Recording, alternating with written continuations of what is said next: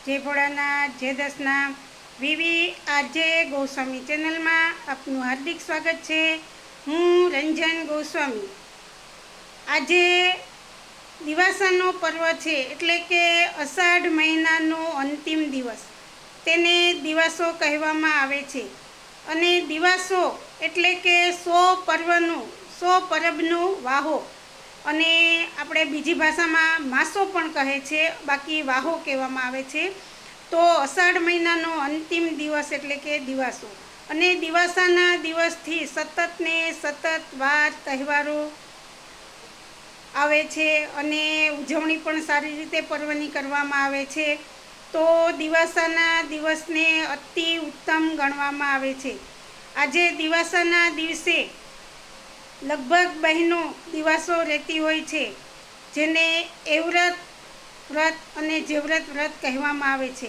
પહેલાં 5 વર્ષ એવ્રત એટલે કે પોતાના સૌભાગ્ય માટે, પોતાનું સુહાગ અખંડ રહે એના માટે થઈ અને બહેનો એવ્રત વ્રત કરતી હોય છે।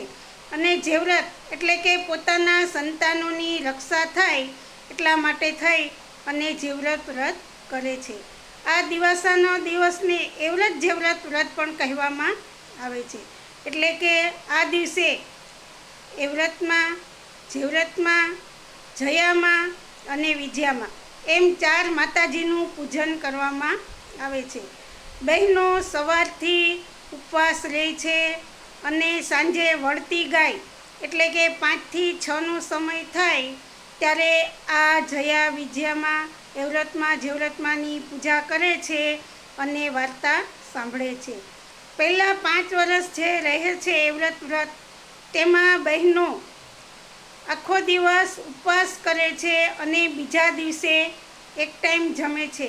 અને આ દિવાસાના દિવસમાં એક આખો દિવસ, એક આખી રાત અને બીજો દિવસ સંધ્યા ટાણે એટલે કે વળતી ગાય આવે, આરતી થાય ત્યાં સુધી જાગરણ કરવાનું હોય છે।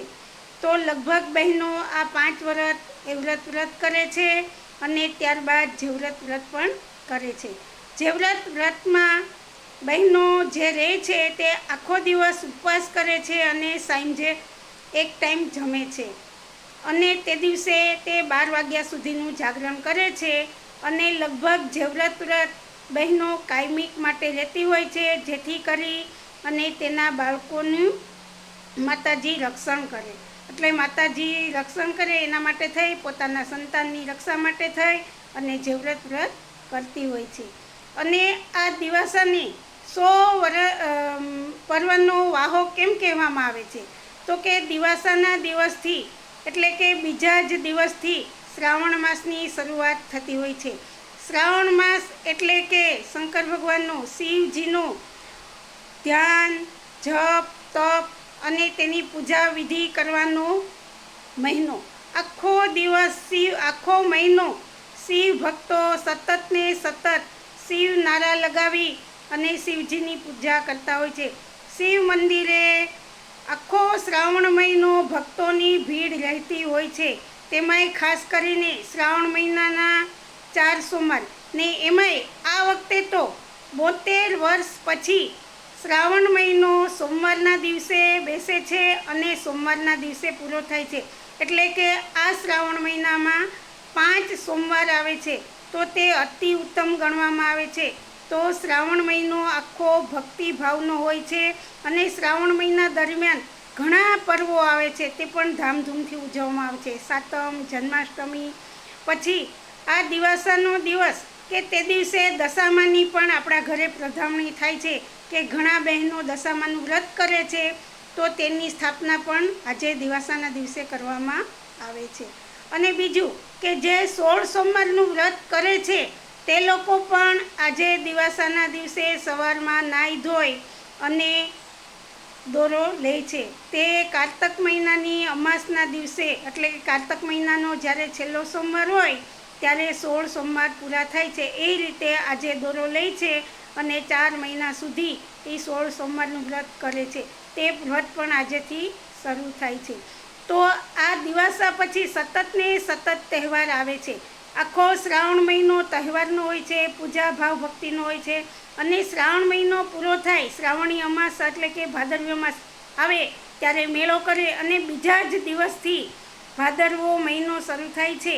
તો તેમાં પણ ઘણા બધા તહેવારો હોય છે કે ચોથના દિવસે ગણેશ ચોથ આવે છે, ઋષિ પાંચમ આવે છે, પછી ધ્રુવ આઠમ આવે છે અને આપણે ભાદરવાની ચૌદસના દિવસે ગણેશ વિસર્જન કરવામાં આવે છે. તો 10 દિવસ સુધી આપણે ગણપતિ બાપાનું ધામધૂમપૂર્વક પૂજા વિધિ અર્ચના કરીએ છીએ અને ચૌદસના દિવસે તેમને આપણે પાણીમાં વહેતા કરીએ છીએ. આ જ રીતે જ્યારે ગણપતિ વિસર્જન થાય પછી તરત 16 શ્રાદ્ધ શરૂ થાય છે અને 16 શ્રાદ્ધ પૂરા થાય એટલે તરત જ માતાજીનો તહેવાર એટલે કે નવ નોરતા આવે છે.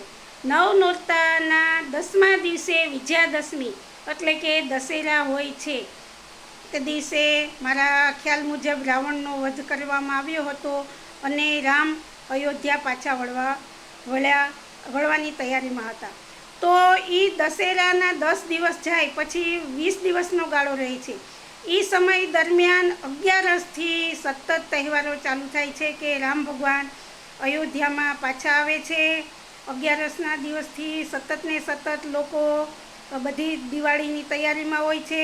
દરવાજા આગળ આપણે રંગોળી પૂરીએ છીએ સવારમાં અને રાત્રે દીવા પ્રગટાવીએ છીએ. એટલે 11, 12 અને ધનતેરસ તે દિવસે ધનની પૂજા કરવામાં આવે છે. સાંજે પણ દીવા પ્રગટાવવામાં આવે છે અને સવારે રંગોળીથી આપણું આંગણું સજાવવામાં આવે છે.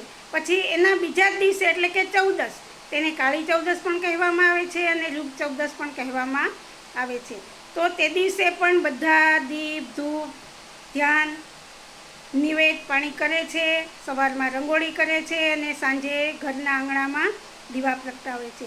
તો ચૌદસના બીજા જ દિવસે એટલે કે દિવાળી, તો દિવાળીના દિવસે તો આખા જ આપણે જે હિન્દુ ધર્મ પ્રમાણે દિવાળી મનાવીએ છીએ તો દિવાળીના દિવસે તો બહુ જ બધાને આ પર્વ મોટો હોય છે.